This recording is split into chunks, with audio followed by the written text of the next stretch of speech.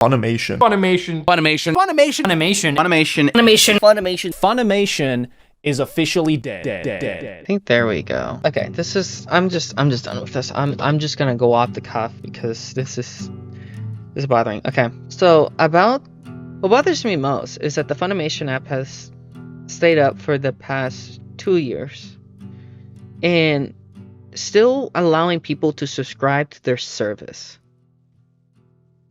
Like, let me tell you something.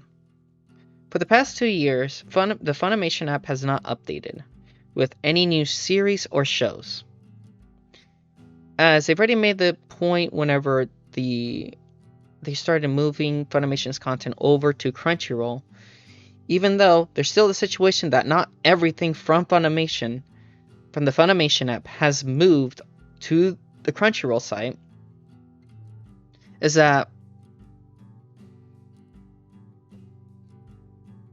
over the past 2 years,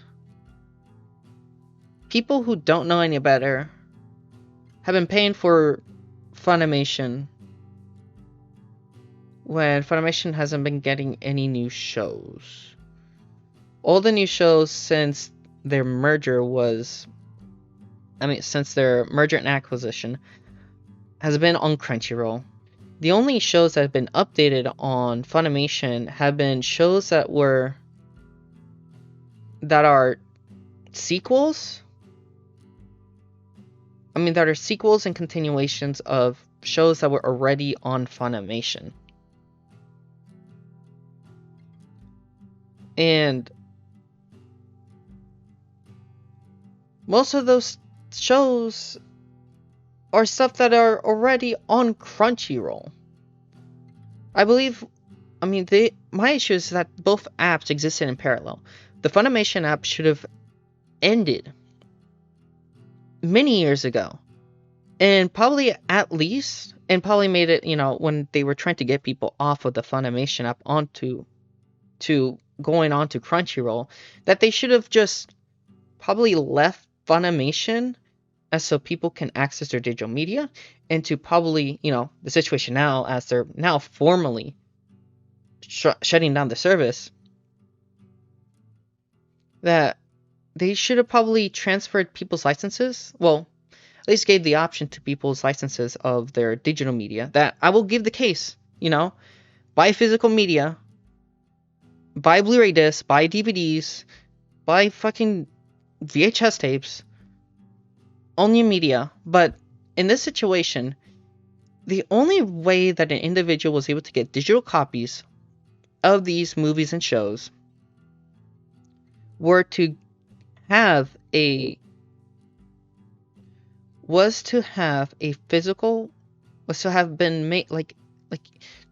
access to these digital copies of these shows and movies. You had to have gone out of your way to go out to Walmart or to Amazon or to Right Stuff or to even the Funimation store to pick up a $20-$30 disc. You get the redemption code for that digital copy and to have input it into Funimation. And so the people that are making the cases for the home media and the Blu-ray discs, and the people that are... And my issue is, okay, I'll be honest, my issue with the situation is that the people who are making videos and that are reporting about the situation don't care about what's going on with the anime industry. Like, they genuinely don't care. Because, let's not forget, there was a situation with Sony removing people's media of Discovery content from the PlayStation Store whenever their license for those series and shows ran up. And so people's access to those pieces of media, they lost it until, after a month of backlash or whatever. What I think we should be talking about here is not the argument that, hey, go out to buy your Blu-ray disc and your DVDs. The individuals that are affected in this situation already have those.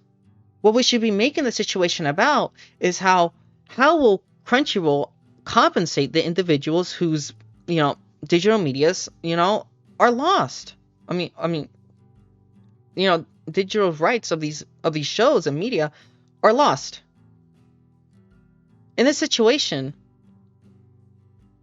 it's not a case that the individuals who are losing access just don't have copies of it.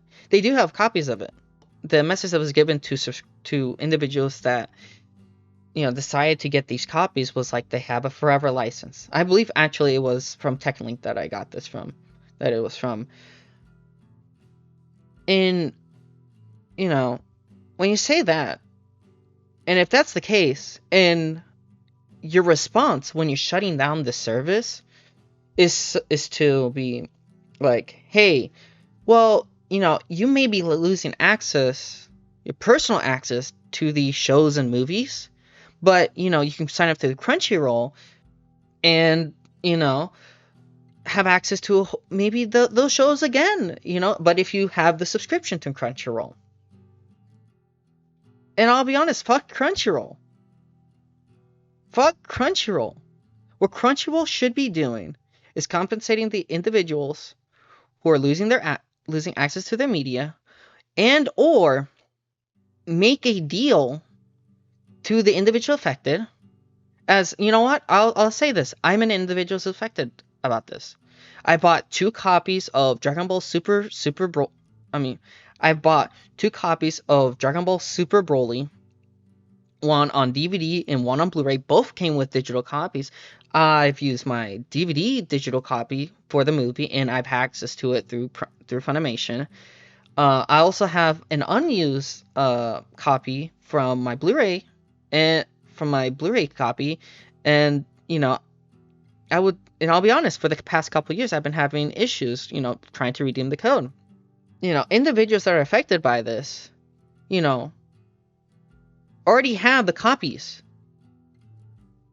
What Crunchyroll should be doing, and as I've been repeating, it's just strike a deal where the individual affected have the option to transfer the license from the Funimation app over to their choice. The Microsoft Movies and TV, Vudu, Amazon Prime Video, the PlayStation Store, Apple TV. I would like it so my copy of Dragon Ball Super Broly can sit next to my copy of Dragon Ball Z Season 1 that I have on Microsoft Movies and TV that I bought years ago, and where I can probably watch it on my computer.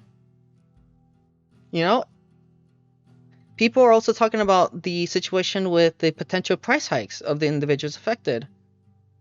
I want to make this clear. As an individual who had signed up to Funimation's annual plan, I would say between 2021 to 2022,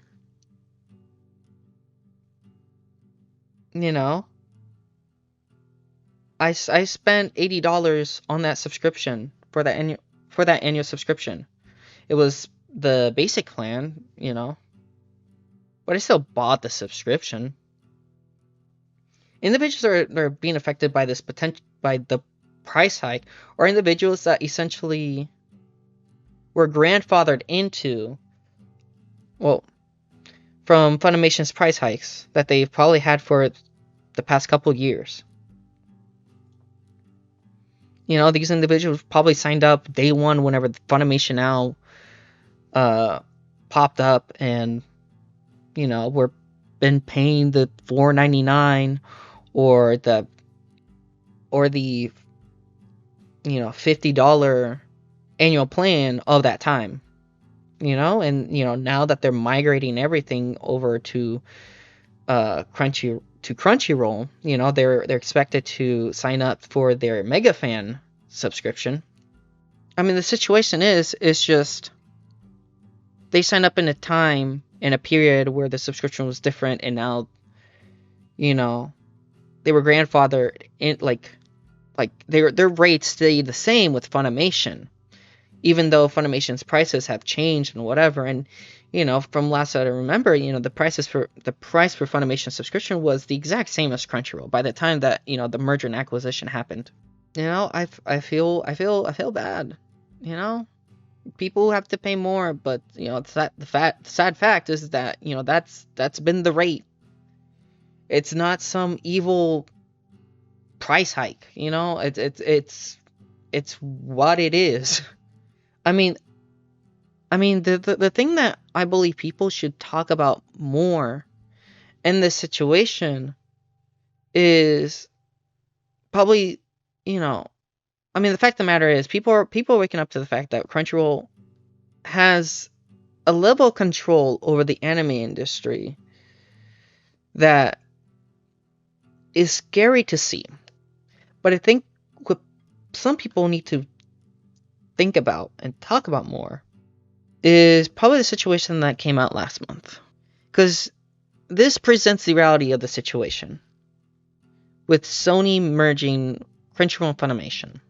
This comes from Robert's Anime Corner Store newsletter from last month. What's going on is that Funimation / Crunchyroll's home media will be slowing down under their label, like under the distribution of Crunchyroll, pretty much. As the home media distribution of their shows and series are going to be moved over into Sony's Pictures Home Entertainment division. And this will happen over the course of March and April. Series like Legendary Heroes Dead and the film Suzume will be the last titles by Funimation Crunchyroll. We don't need to think of Crunchyroll as Crunchyroll. I think at least for me, the perception of Crunchyroll as a brand has essentially gone away long ago whenever Funimation's acquisition of Crunchyroll happened. The leadership of Crunchyroll is a hodgepodge of Funimation and Crunchyroll executives. And I think this has been a plan. Okay, this at this point I'm going to be starting to sound like a crank.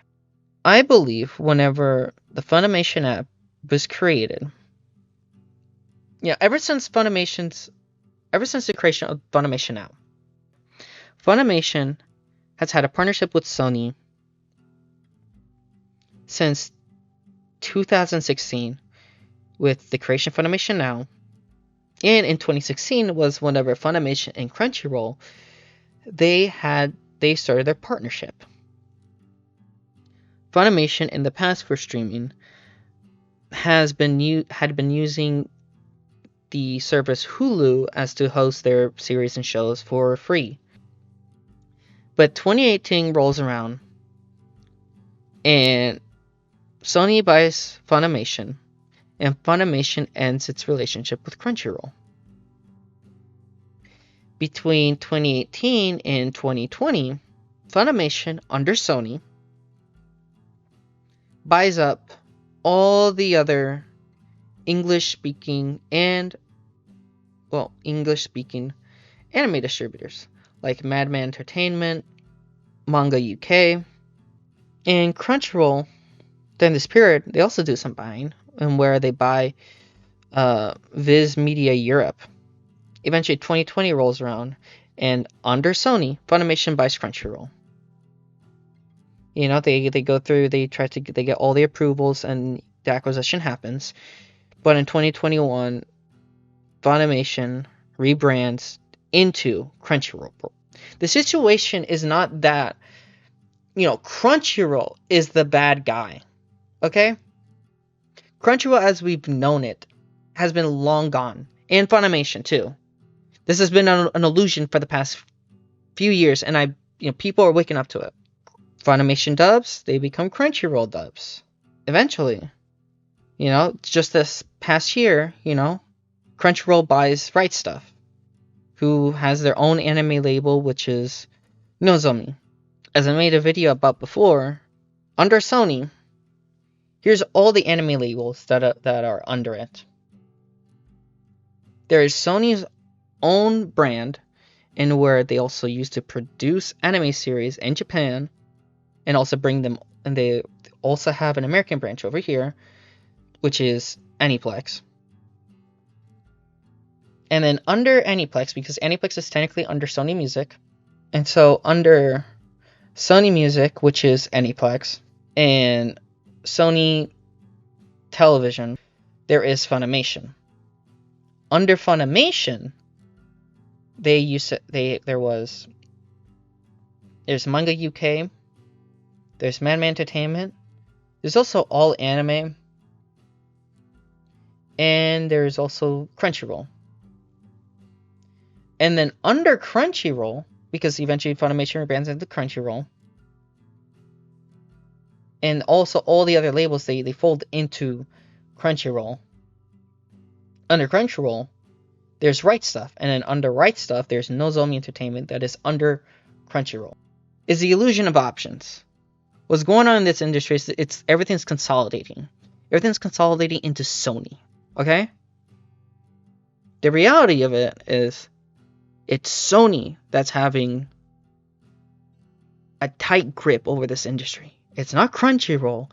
It's not Funimation. It's Sony. Which, whenever the situation with Funimation and Crunchyroll came out, everyone kind of, we're happy because, all the most popular anime will be under one label, under one roof, under one service, everything will be in one place. But, if you think about it, Right Stuff was the place for you to get anime. Right Stuff was the place where you can buy, Blu-ray discs from Sentai Filmworks. You had, their own in-house label, which is Nozomi. You had Funimation. You have Discotek Media, and you essentially had, pretty much all the other labels under the sun. Okay. And Aniplex had an exclusive deal with Right Stuff. But now, all that is just under Sony's roof. Aniplex funds and produces a whole bunch of shows. And over the past years, Funimation and Crunchyroll have, wiggled their tentacles into the anime industry, producing TV shows and series. Let's not forget when Crunchyroll partnered up with Webtoons as to produce God of High School and Tower of God. And so they have their hands within the industry. My concern is just Sony's overall control over this. I don't necessarily care about Sony's past of censoring games and anime. That's been a thing that they've been doing since the start. I believe there's a great video by the creator Hazel on the Mina Age-chow, where it's essentially an anime that was essentially announced to come out, but it never came out. And it had the undertone of because of Sony. Because Sony wanted to start distributing stuff internationally, and they were worried about, public perception if one of the first releases was a Ichi series with, scantily clad women and dirty jokes. There's just Funimation's past with, their dubs and their localizations with some series, and where, you know, they localize lines and shows, but they don't really hit everyone the right way, okay? You know? There's Funimation's practice of making shitty home video releases for Dragon Ball Z for the past almost 20 years at this point, okay? For the past 20 years, there hasn't been a proper Dragon Ball Z release. Let that sink, let that sink in. I mean, the best release, Funimation, of that series that came out was in 2009, and it was a limited edition release that is now out of print and is over $1,000. You know, over thousands of dollars. I mean, what I'm kind of glad is that, you know, when Crunchyroll, they added the sub version of Dragon Ball Z, is that they went with the source that was given to Daisuke, where it's the original 4:3 aspect ratio, and where, you know, it's based on, you know, Toei Animation's masters of the series or whatever, you know.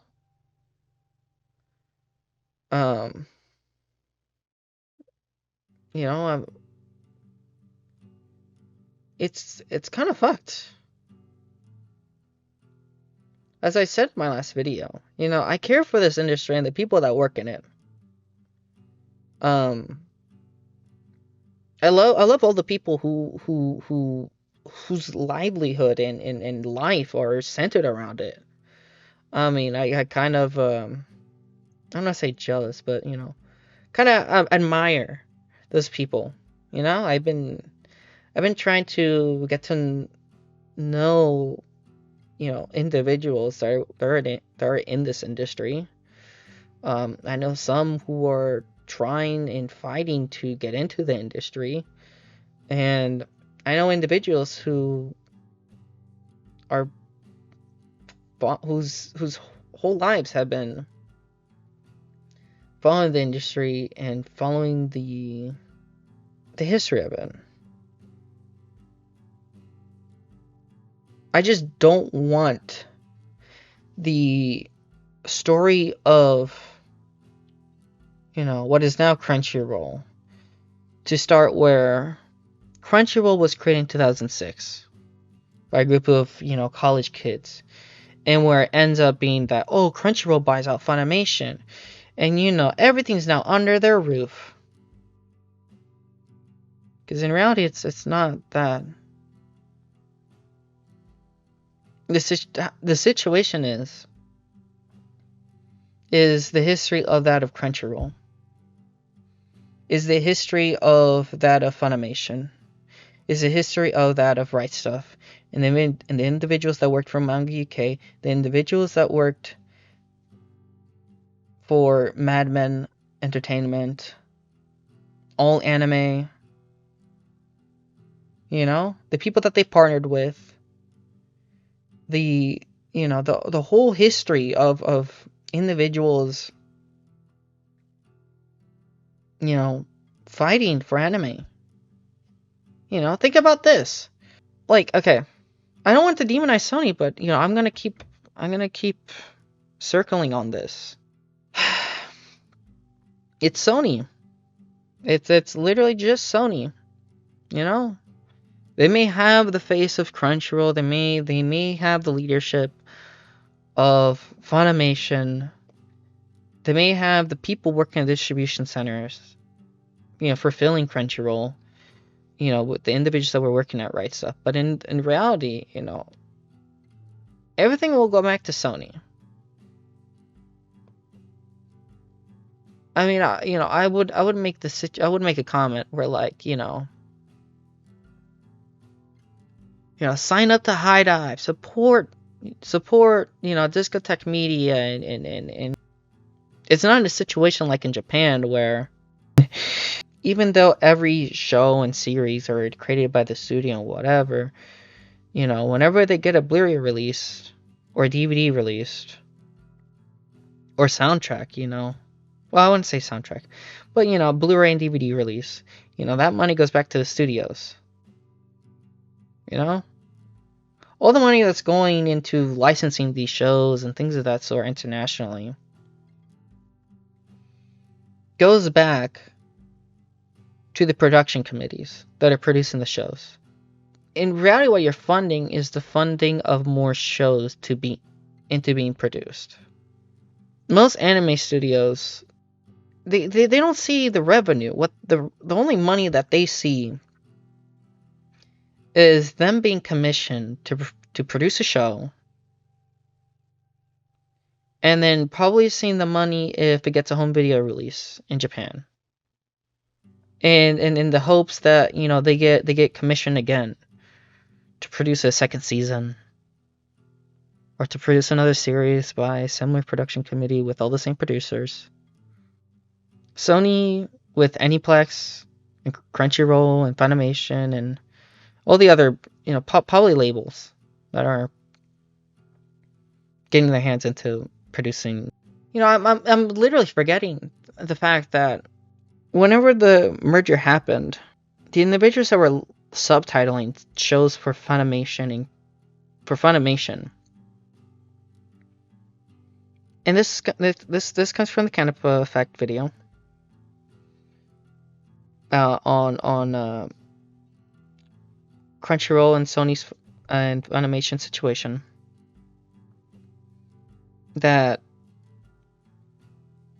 people at Funimation used to be paid better rates than Crunchyroll. How Crunchyroll does their subtitling ever since I don't I'm not an insider on the situation, how they subtitle their own shows, but from what I understand is that they've been having the same practice as they had ever since their subtitling days, when Crunchyroll was a pirate site, that they would only commission the individual on whatever episode they get finished subtitling on. Doesn't really matter to Crunchyroll, how long it takes the individual to subtitle or the quality. It's just a matter of getting the episode out on time. An hour after Japan. I don't know where I'm getting at. I've completely lost the steam. Just wake up. It's Sony. Crunchyroll has been long dead. Funimation has been long dead. Funimation has been a dead carcass.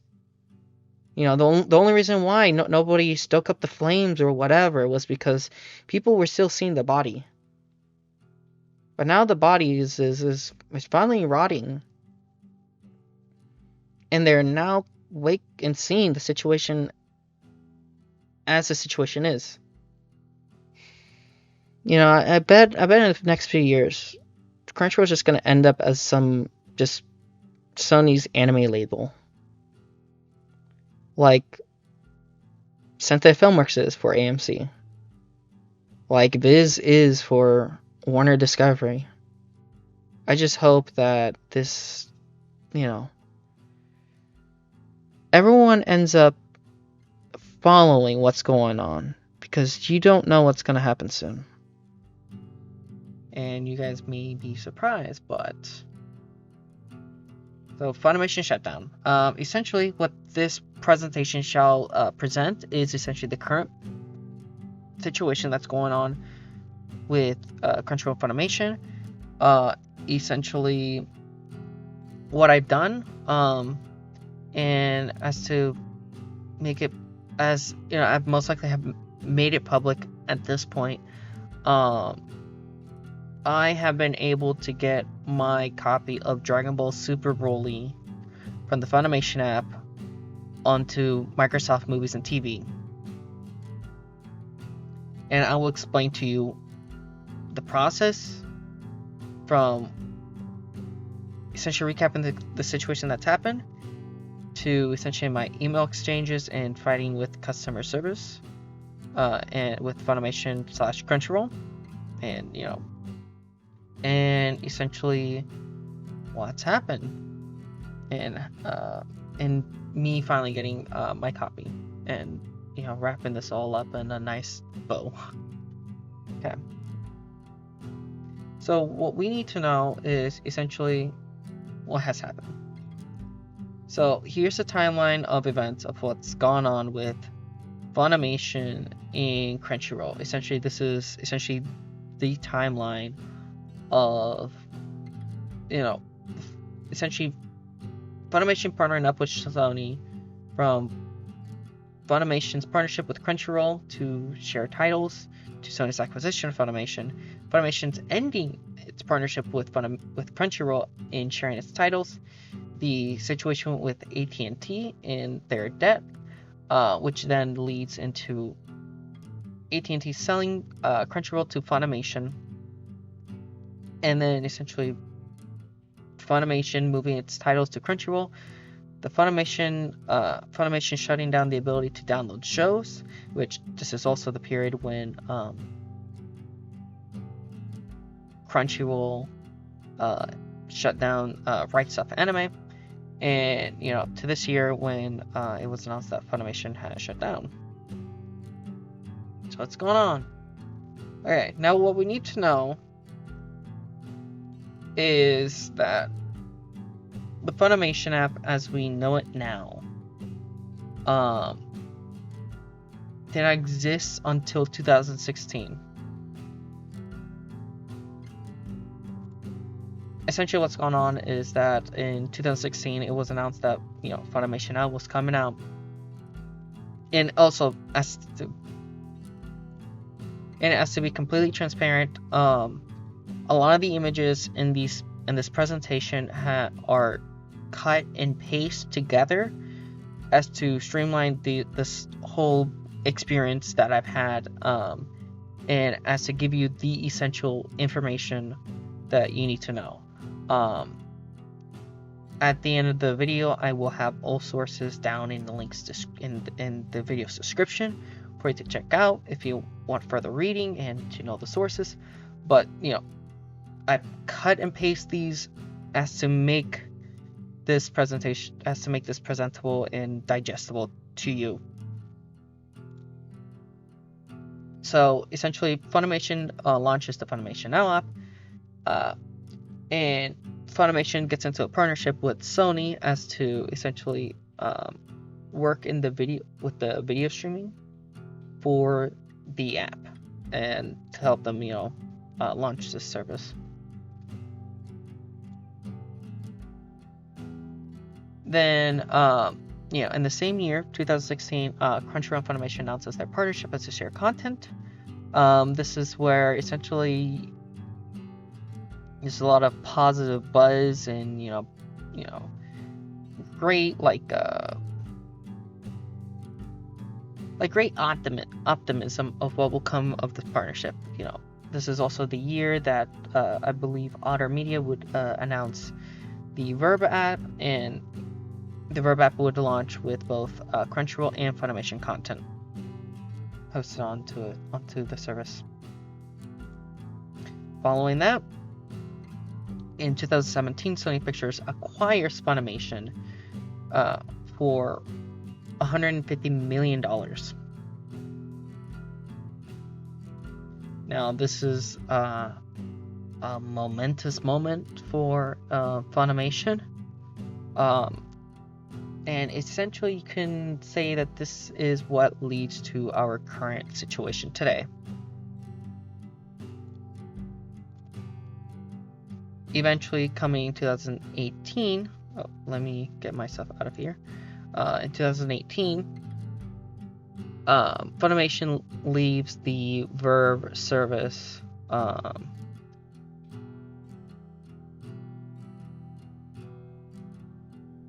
Funimation leaves the Verve service, ending its partnership with Crunchyroll.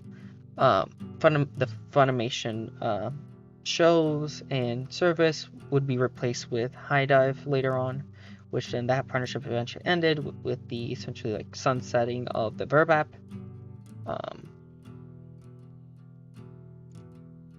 But this is kind of like a sign of like, you know, kind of instability at the time with people's reactions and not knowing what's going on and what's to come in the future, which then leads into essentially 2019, where essentially AT&T is in heavy debt. The statistics that are being shown in this article are from 2017, although it helps to illustrate the boat that AT&T was in.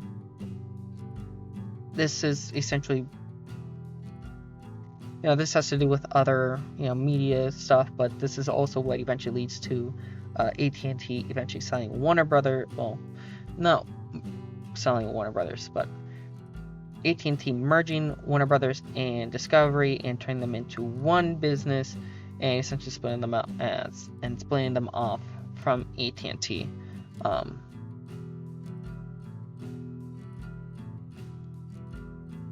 And with that, that eventually leads to AT&T eventually selling Crunchyroll to Sony in 2021, kind of like being the signs and them both being under one roof.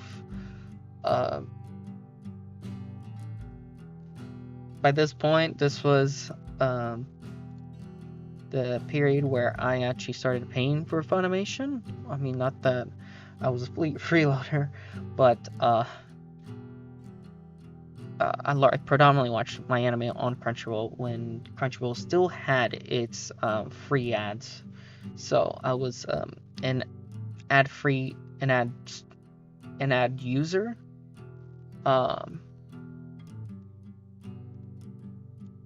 Although this is essentially the signs of troubling times. And following this is where essentially it's announced that Crunchyroll and Funimation are merging.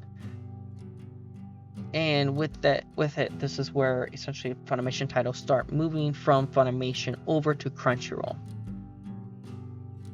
Now, to make it clear, not all Funimation titles are on Crunchyroll currently. And I do mean that. I mean, not every single title is on Crunchyroll currently at the moment.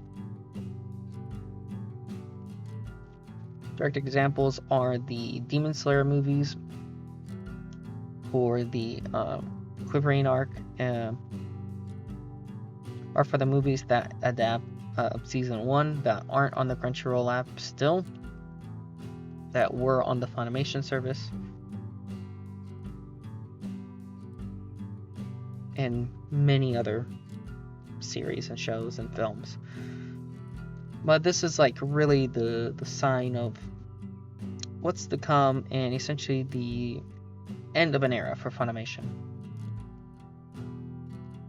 And shout out to my boy Manga Alerts that I really enjoy.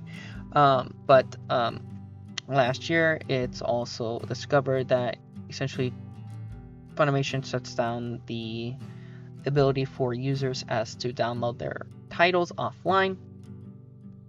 These titles may include shows that you paid with the Funimation Premium subscription, and even titles that you owned on Funimation with your digital rights to it, which is this is all centering about.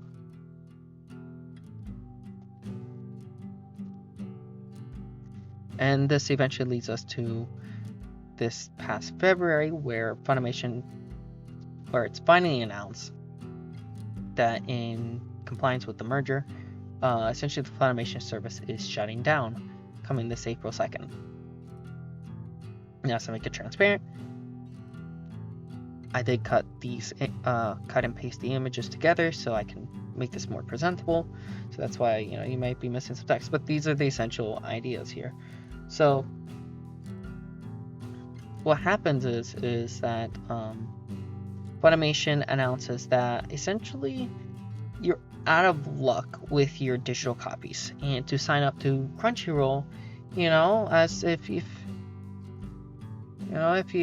want to keep your copies, you know, if if Crunchyroll actually has the content, you know, that you own and that you redeem on the Funimation service, because like, you know, who bought Violet Evergarden from Funimation and redeemed their digital copies on Funimation and want to own it and download it? Okay, who would want to do?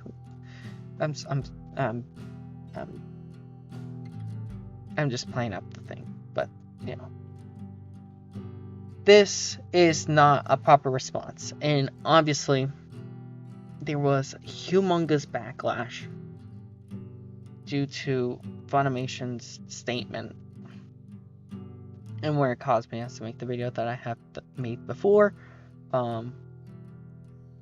But you know, as to recap, essentially everyone thought that this was a dumb decision as to do, especially as they're under Sony, and currently we're in an age and the time of year is where everyone's worried about their digital rights for their pieces of media like video games and general content that they download.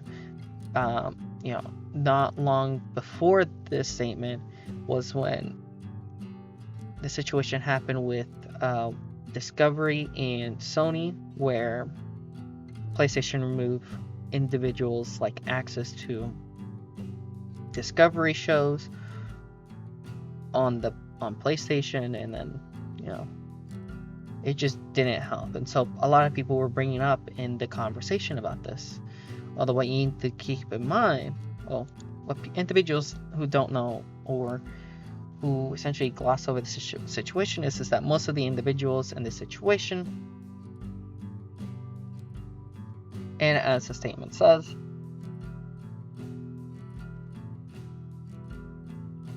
is that these digital copies were available on Funimation and were a digital access to the content available on DVDs or Blu-rays purchased. So individuals affected in this still, you know, presumably own the physical copies to these shows and movies. And you know, although that doesn't really go for everyone, because potentially individuals that, you know, own the digital copies and probably later on sold their copies to a secondhand seller or used or whatever the sort, you know, they still had access to their digital copies, so that felt fine. But in the sunsetting, you know, individuals like who might have owned Violet Evergarden or the Attack on Titan film, like live action Attack on Titan films, or live action Parasite, or Fully Coolly, you know, were out of luck, as all those series and movies are not available on the Crunchyroll service. And where, as the statement says down below, please note, Crunchyroll does not currently support Funimation digital copies.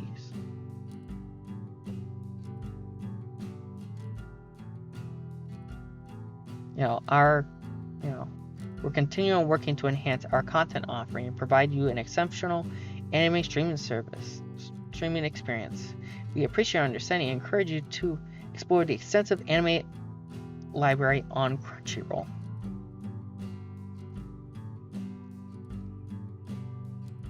Now, obviously this is what I've said before.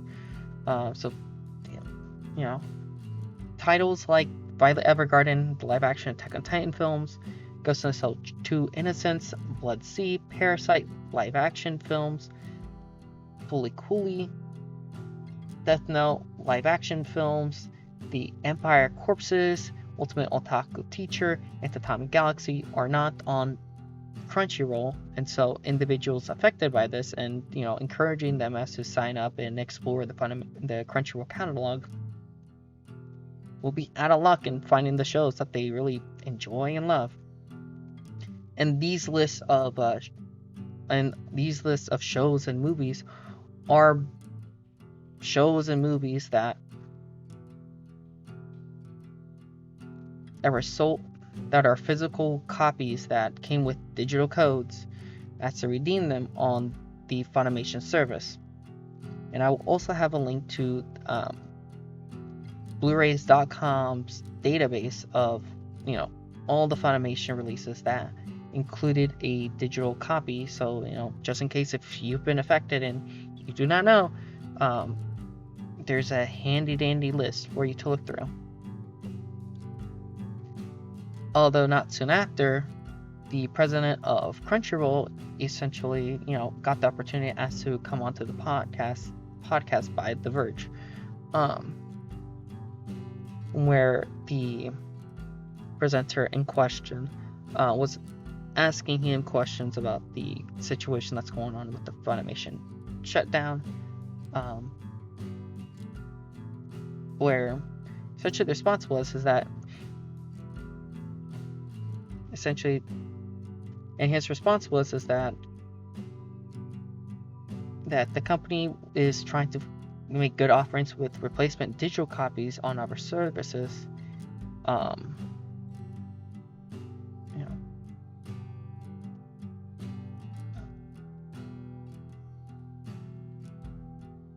And then there's a great podcast by The Verge, where essentially the president of Crunchyroll essentially states in the podcast that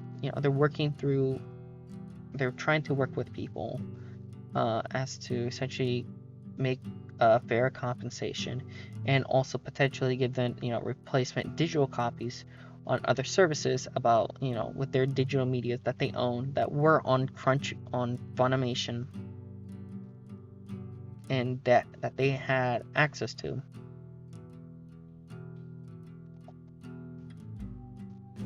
Although something I started seeing, my response whenever I saw this is that there's also the mention of potential fair compensation for individuals affected, and so I composed. Oh gosh, whatever. I wrote this in the haze. But I composed an email to both Funimation and Crunchyroll, both of their customer service support tickets on both sites. And my expectations whenever I sent the emails is that hopefully I was going to receive my Funimation titles, because not only was it Dragon Ball Super Broly that I have 2 copies of, but I also have Shin Godzilla, which many years ago Funimation used to do their digital copies with Ultraviolet. Although I do not know what happened, but whenever I got the chance to try and redeem it, and this was long after when they switched it to the Funimation digital redemption method, I couldn't redeem my copy. So I was hoping to potentially get my copy of Shin Godzilla, both English dub and sub, Dragon Ball Super Broly, both English dub and sub, and potentially my second copy of Dragon Ball Super Broly potentially being exchanged for a different movie, like the Goblin Slayer movie, for an example, because I enjoy Goblin Slayer.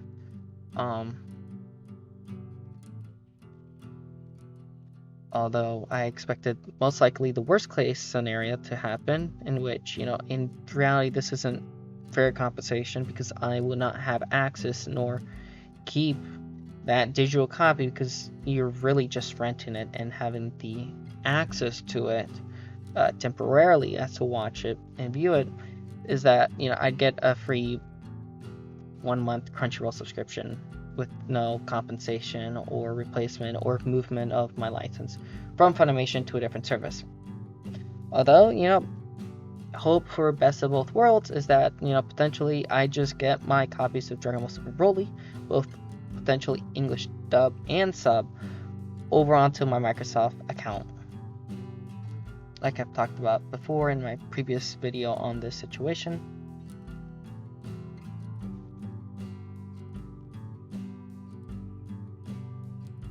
And then after I sent out the emails, here's the wait. Although I eventually got 2 responses from both Funimation and Crunchyroll, both obviously working digital in different teams. And also, as a reminder, I did edit the images just so the sake of the individuals working at both companies, their privacy and potential liability and whatever. 'Cause, I don't know if this is under the table or just the people doing their best, or the actual response from Crunchyroll / Funimation about the situation. So my case may not be the same as yours. So, but I got 2 responses from Funimation and Crunchyroll. I also sent an email twice to Funimation, although I've seemed to have deleted the other email thread, so I have that lost. I wish I didn't, but I wasn't necessarily expecting to making an update on this. So, and 2 responses. Funimation response was better than the Crunchyroll response. So with the Crunchyroll response, I essentially did not really get any responses from the rep from Crunchyroll. I've tried replying to them multiple times in the days from sending out the email and getting the response from them, giving them the information that they need to have from me, to verify, but they just, whoever was the rep at the time, they just never got back to me. Although I did get a lovely response from Funimation. Supposedly Funimation, because they're both one and the same company, most likely the same individual working both customer services, but that's besides the point. Okay, so the rep essentially over here sends me, I assume it's an automated reply, but as a token of their appreciation for my continued membership, because I've been a member for Funimation and also avid user of Crunchyroll and also a subscriber of Crunchyroll. And also spending a whole bunch of money on the Crunchyroll store since the shutdown of Rightstufanime.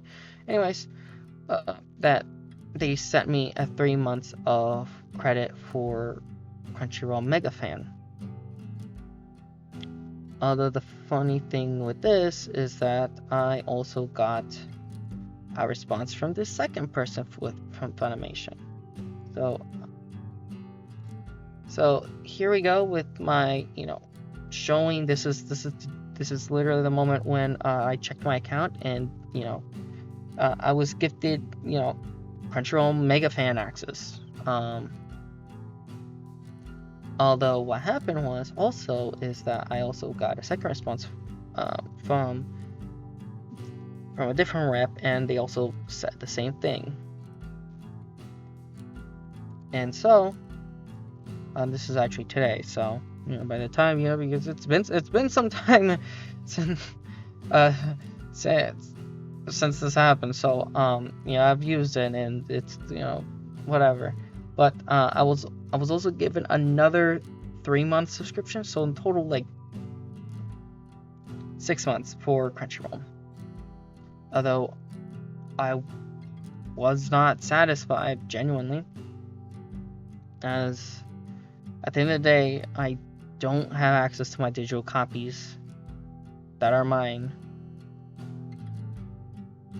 and whenever this subscription ends, if I want to watch Dragon Ball Super Broly again, I can't really watch Dragon Ball Super Broly because I just don't have access, because in reality, I'm not actually being compensated or being replaced for my copy. I'm just given a, Band-Aid and, like a lollipop, a sweet little candy just to satisfy me for a short time before, reality sets in. It's like, oh, I don't own it. Although something happens. And also at the same time, I also had, for a different video project, let's say, I'll let you know. You'll know whenever it's out. But But in the wake of the situation, because I was working on a different project about Amazon, I also so happened to have a $6 Amazon Prime Video credit. Okay, so with it, I was able to get my copy of Dragon Ball Super Broly original Japanese version. So essentially, the sub version. In reality, this really has not necessarily nothing to do with it, but it just shows that, like, I was able to get my Japanese copy. Yeah, I still had to pay for it. It's the movie still costs money. So, but I was able to get that at the time. Although what also happens is that today, and by the time I'm recording this, it's been 12 hours since this email has been sent.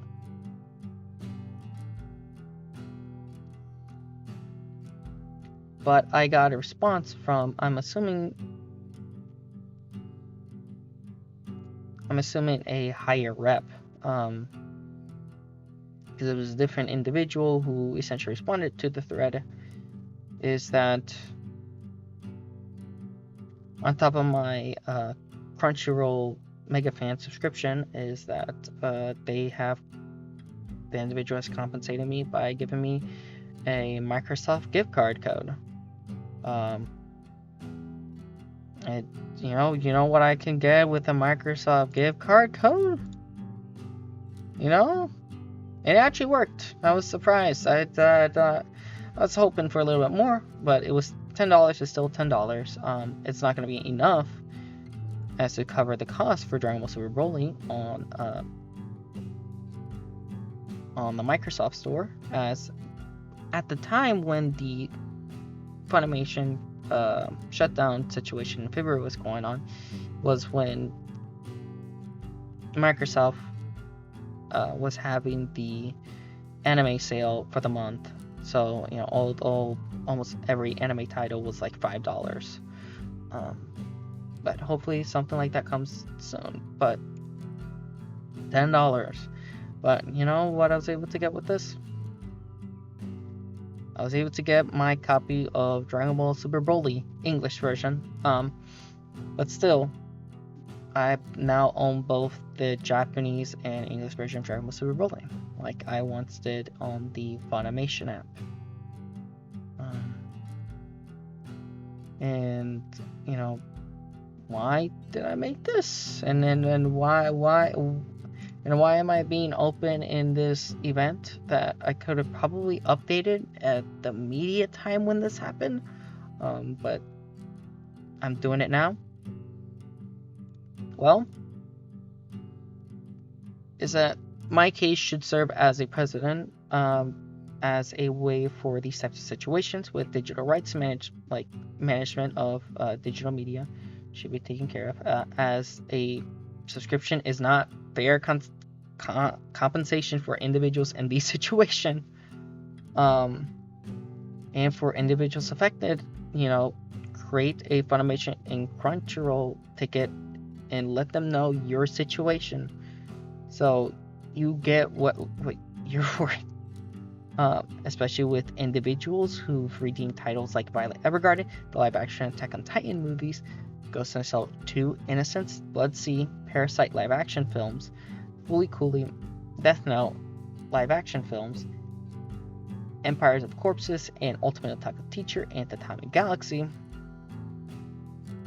That, just because you're given a Crunchyroll subscription does not really substitute you having access to your media, and digital media for that matter. And as a reminder, don't let companies like Crunchyroll and Sony get away with taking your digital rights of your media away. Give me a moment. You know what? I'm just going to play the clip here. Yeah, it's a smooth transition. about here is not the argument that, hey, go out to buy your Blu-ray disc and your DVDs. The individuals that are affected in this situation already have those. What we should be making the situation about is how will Crunchyroll compensate the individuals whose, digital medias, are lost.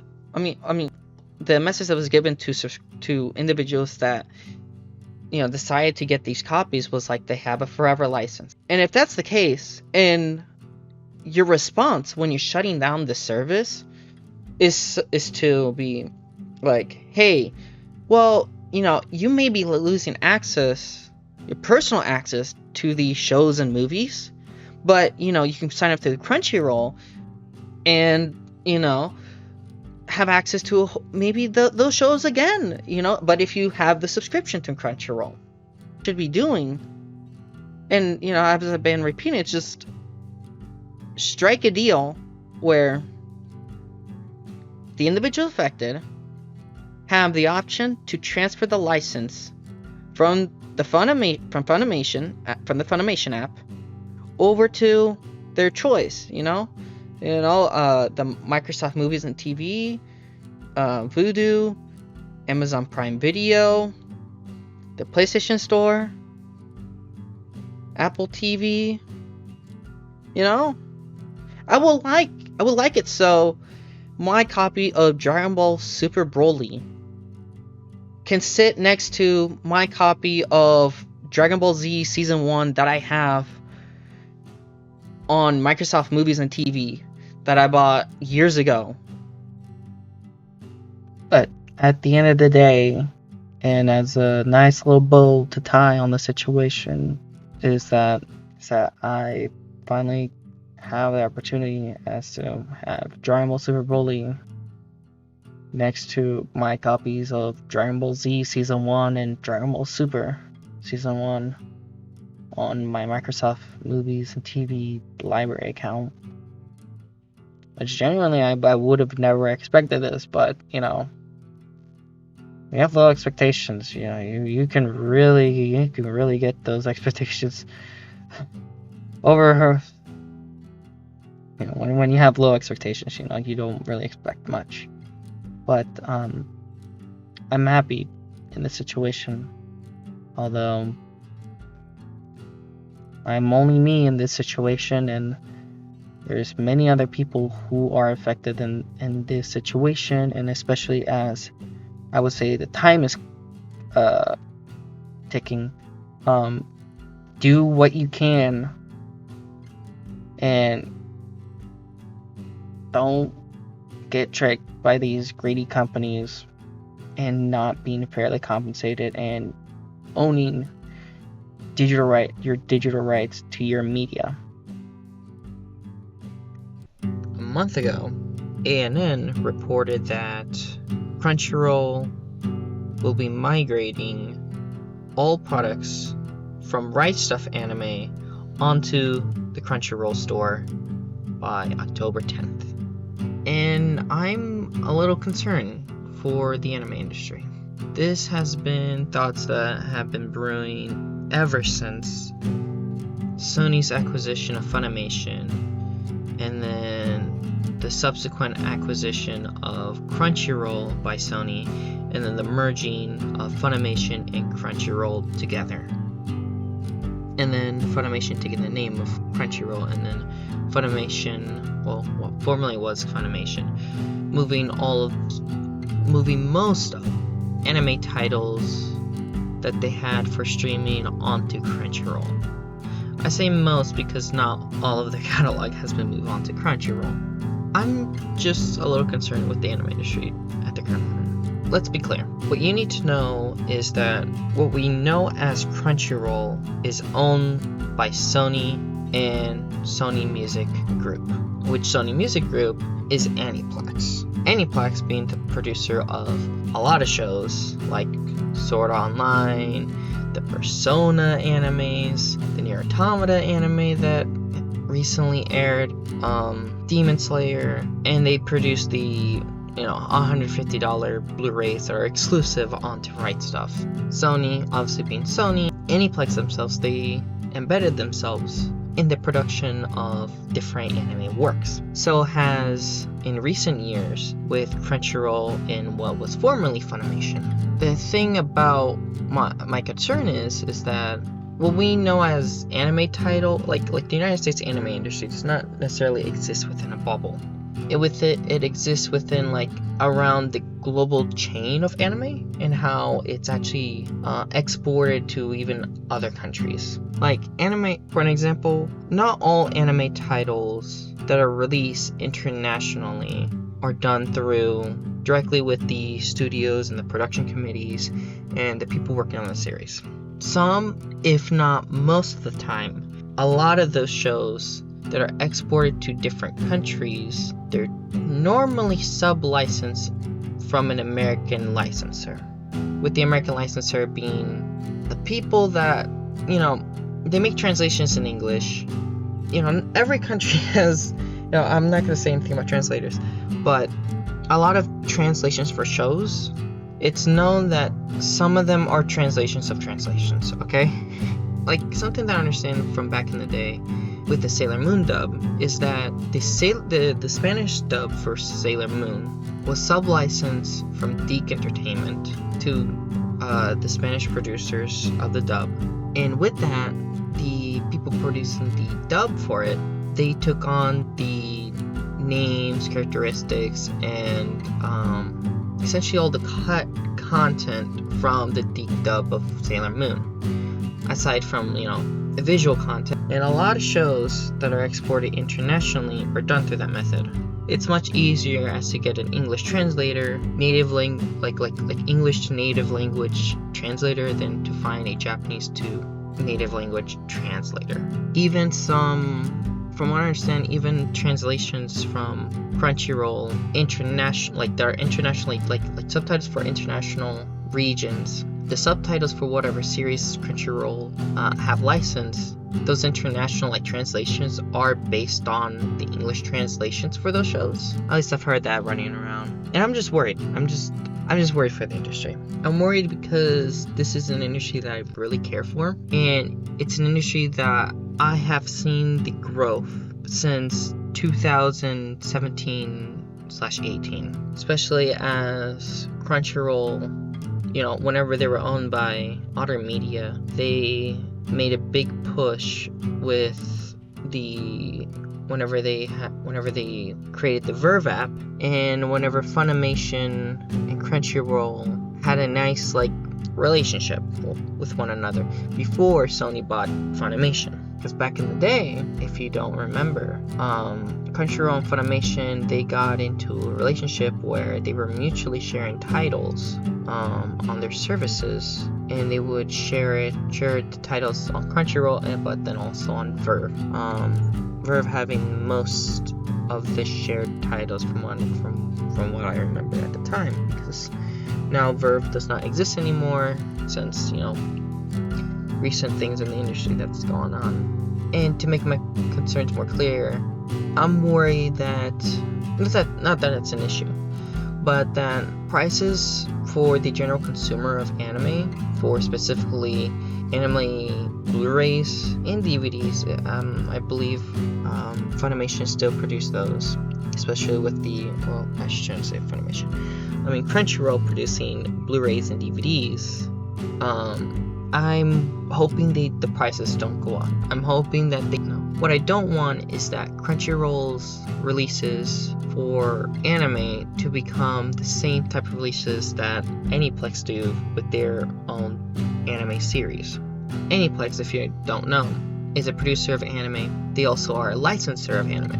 Aniplex Blu-rays are collector's editions, where normally they're the highest quality of whatever series, with boatloads of extras and booklets, and you're essentially paying $10 an episode for whatever you're getting. And normally they bring in a nice package, and where it's you can justify the value of an anime release from them. But I don't want Crunchyroll to just do that.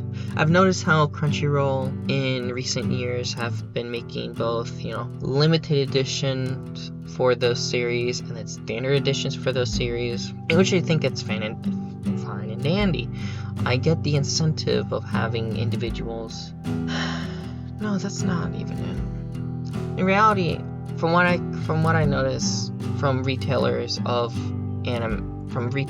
that sell anime, like Best Buy, Walmart, is that Rightstufanime is a direct distributor of anime. Companies like Sentai Filmworks, Shout Factory with their G-Kids line, and smaller boutique anime licensors and producers of home videos for anime series like Discotech Media and Media Blasters.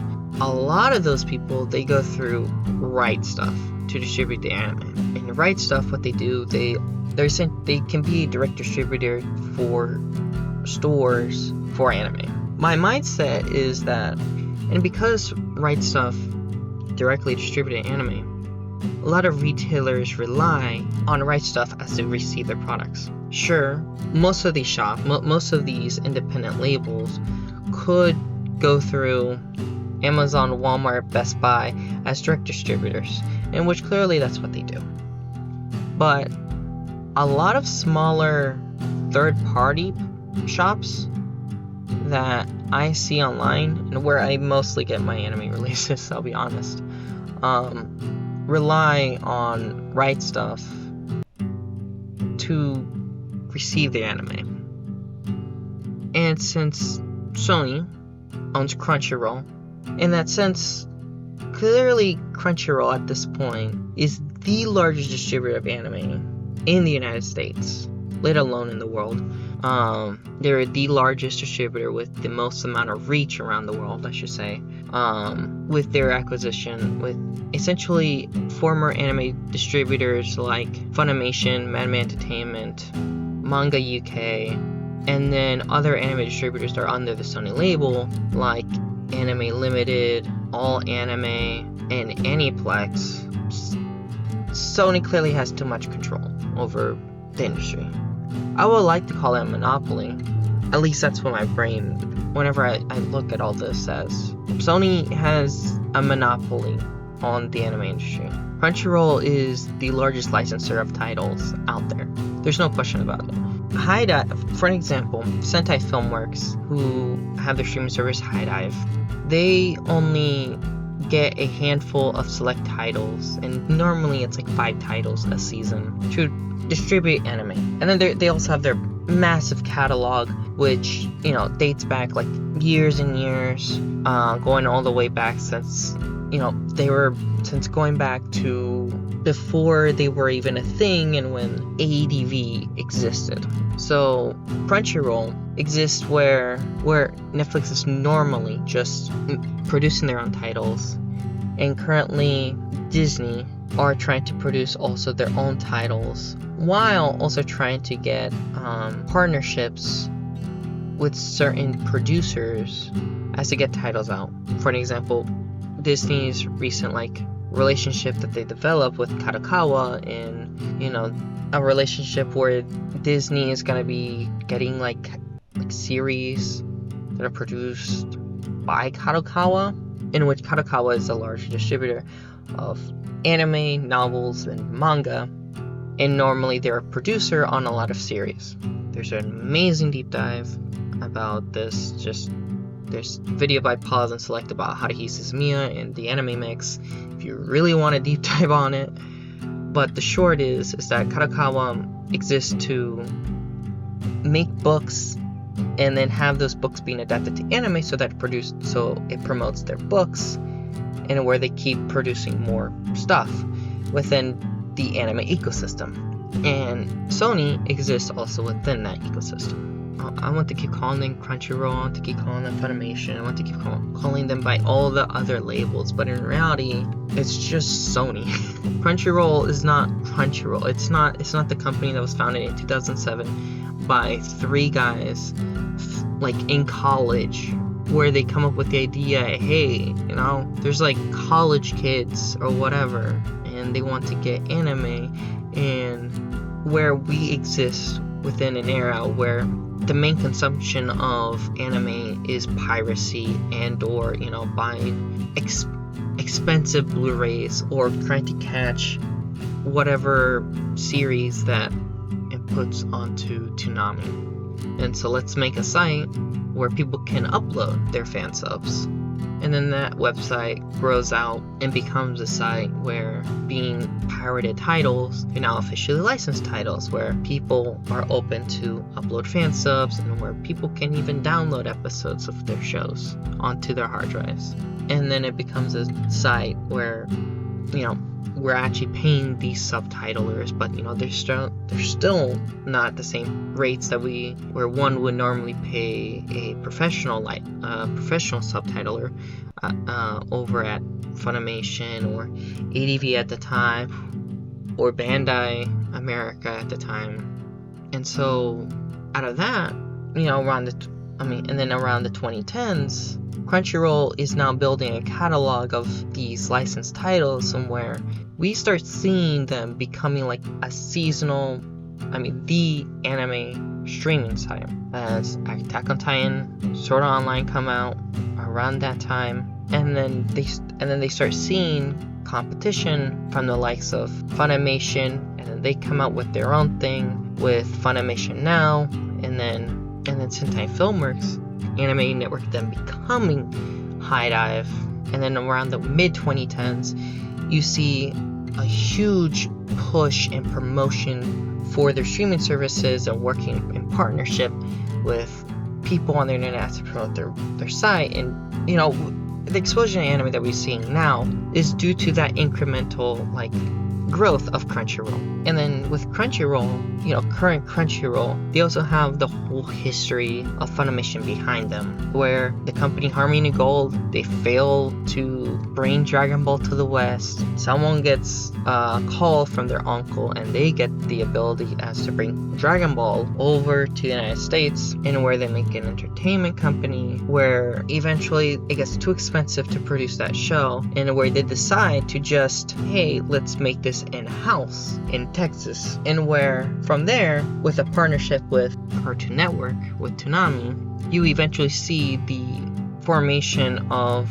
the largest pool of American voice actors. And then you see the explosion of being one of the first companies to be creating the idea of a simuldub, where you have a series releasing weekly, and the week after that subtitle episode comes out, you have the English version of that series releasing. So current Crunchyroll has that whole history. Now, with Crunchyroll finally moving the catalog from rights onto the Crunchyroll store, it now bears that whole history with rights stuff. There's a lot. This is a huge, monumental shift. Sony in their hands has a level of control over the anime industry that it's concerning. I don't like it. I don't know what I can do, because I'll be honest, Crunchyroll and the people that work within the industry rely on that $8 subscription to their service. An earlier version of this that I wrote, I brought up the situation that currently Crunchyroll, most of its catalog has been locked behind its premium paywall, when previously it was not. Because Crunchyroll was founded under the idea that anime should be, something that should be open to anyone, and anyone should be able to get into it, and where we can just sustain it ourselves with ad-supported content. Although, since the Sony acquisition, and because of the practices previously with Funimation with their own services, where Funimation, they only have small selective titles that were free to individual users, and where the rest of the catalog were locked behind paywall, while instead, with Crunchyroll, that paywall was to get ad-free and to get episodes the day that they air. and then the week after they became free for general users. And Crunchyroll had to deal with a settlement with the Federal Trade Commission, with Crunchyroll and selling user information to what was formerly Facebook, now Meta. As even though Crunchyroll at this point is a subscription service, the primary mode as to engage with the product is through a subscription. Why is there the need as to get people's information where they do not have necessarily consent on whether or not they want their information as to be sold to advertisers, when advertising are not being served to those people as its primary mode? And there's just a settlement on it that's done. The people that work at Crunchyroll, and then Crunchyroll LLC, formerly Funimation, and then everyone else within this huge industry that exists with translators, voice actors, producers, licensors, and even studios, because Crunchyroll brings anime to a global audience. As a consumer of anime, I want what's best for the overall industry. I enjoy the convenience of watching anime, being able to consume it, and being able to enjoy it, and hopefully even seeing myself becoming a part of it. But I can't waive my concerns with the overall industry as a huge mega corporation that has all of its little hands within games, music, television, film, starts gobbling up a lot of the infrastructure that exists to bring the stuff over here, where translators aren't being valued where translators aren't being valued of what they were previously were when they were a part of a different company, quote unquote different company, and they were brought over to a different one where their standards are that, oh no, you're being paid dirt low, where we don't necessarily care about quality, it's more like the speed of where everything comes out. I'm overall just concerned. These has been my concerns. This has been Asweep, and I'll be out.